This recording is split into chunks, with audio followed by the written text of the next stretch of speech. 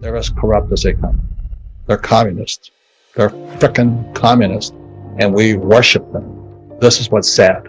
Way back when I was in the 70s, a true capitalist would let a business fail. Okay, understand that capitalism, according to Schumpeter, is that capitalism destroys inefficient companies. So if you suck, the capitalism will wipe you out. You're out of business. So you look at one, not too long ago, there was Blockbuster Video, then Netflix came along, and they're toast. They're just gone. And so a lot of true capitalists wipes out the inefficient or the obsolete. But for the last so many years, since 1907, really, they've been saving the banks. So the banks are so corrupt, and the reason the Federal Reserve had to come in was to protect the rich bankers. And what they did was back in 2008, there was quantitative easing, which is a very complex subject. But basically, the Fed just prints money and gives it to banks, okay, to prevent them from failing. So that's not capitalism. That's Marxism. That's socialism. That's communism. It's called central banks. But since most of our school teachers are communists anyway, they don't know the difference. So they can't teach kids that. So what happened in 1971, President Nixon then took the dollar off the gold standard. And so they could print as much money as they wanted to. And in 1972, I was flying behind enemy lines as a Marine pilot, and I went to look for gold. So this here is gold. This is God's money. Gold and silver are God's money. They're parts of the periodic table of elements. So this is real money. And this here is a Zimbabwe dollar. And this is $10 billion. This may as well be the US dollar. So what the Fed is trying to do is print tons of debt, like I think 10 trillion this year, to prevent the banks from failing. So they need inflation because they want to pay back the debt with Zimbabwe dollars. Just think about that. So they can inflate the debt, print 10 trillion, and they print, here's $10 billion. This might have bought you an egg when it was good, a boiled egg. So they could pay off the debt with fake money. So anyway, the reason inflation is going to wipe out people is because the average person is a consumer. So everybody talks about, I want to, T-bone steak is this now, and gasoline's this, and toilet paper's that, and all this. But that's because Biden and company and the Fed are protecting the bankers. Everything's to protect the bankers. So that's why I feel for the working class people. I think it's criminal that our school system is part of Marxism. There's no financial education in schools, and it's not a mistake. So I've been saying this since, in my first book was, if you want to be rich and happy, don't go to school. This was long before Rich Dad Poor Dad. But today we can see what's happening. And people are still saying, it's because the container ships aren't being discharged in Long Beach Harbor and all that. And I went to school. I can drive those ships. I have a third mate's license to drive ships and fly planes. But anyway, it's all BS. So the people who are complaining about inflation, just know it's because the Federal Reserve Bank, the U.S. Treasury, which is Janet Yellen, who was also head of the Federal Reserve Bank, they're as corrupt as they come. They're communists. They're frickin' communists, and we worship them. This is what's sad. Just understand, it goes to this word called collateral or security.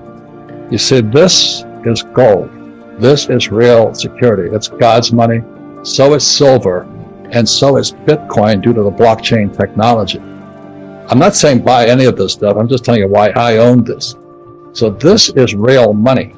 I mean, I can travel anywhere in the world. Its value goes up and down as it's manipulated, and I can spend it. But what this is, the Zimbabwe dollar, is fake money.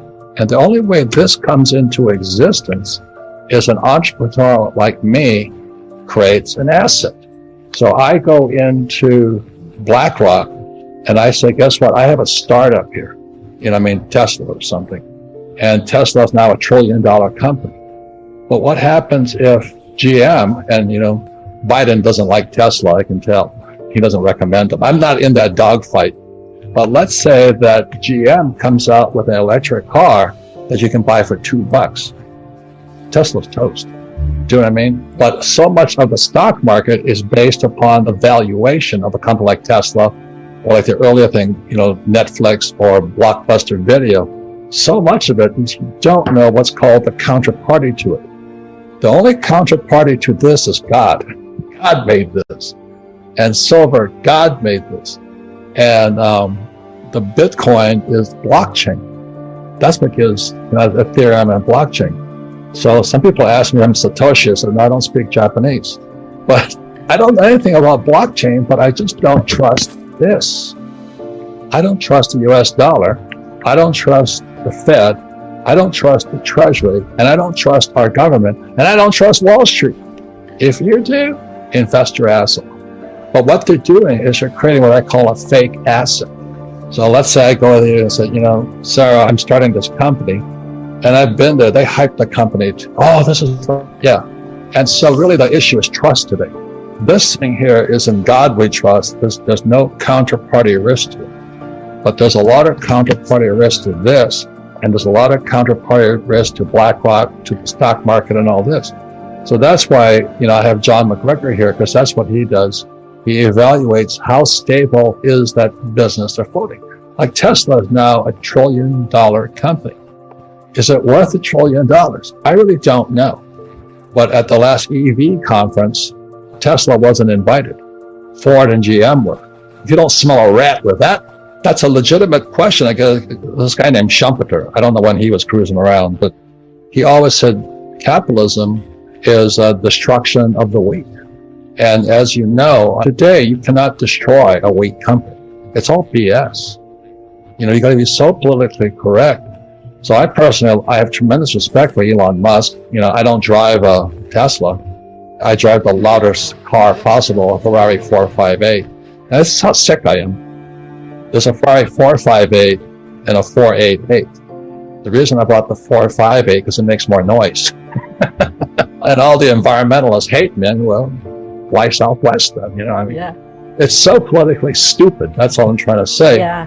So this here, the reason there's no counterparty risk. This is an element. Silver is an element, and Bitcoin is blockchain. There's no counterparty risk. This is a Zim dollar. It's no difference than a US dollar or a US stock or a US bond.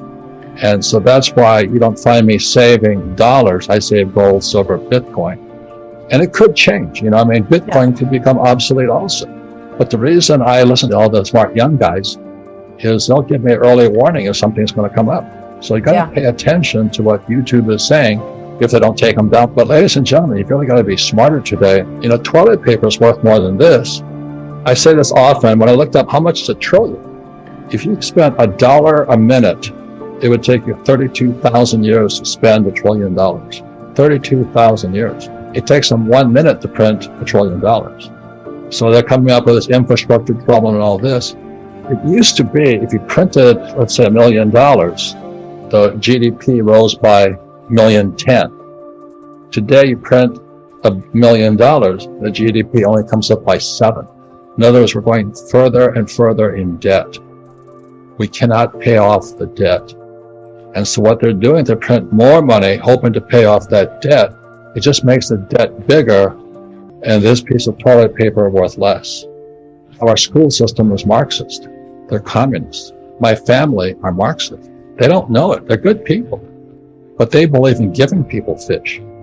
I believe in teaching people to fish. And the other thing is the Fed is Marxist. So if you understand how communism has infiltrated America, you can be a communist if you want. You can be a Marxist if you want. Your choice. You can wear a mask if you want. But what I don't like is when you get fired if you don't take the jab. That's fascism. That's not capitalism. That's fascism.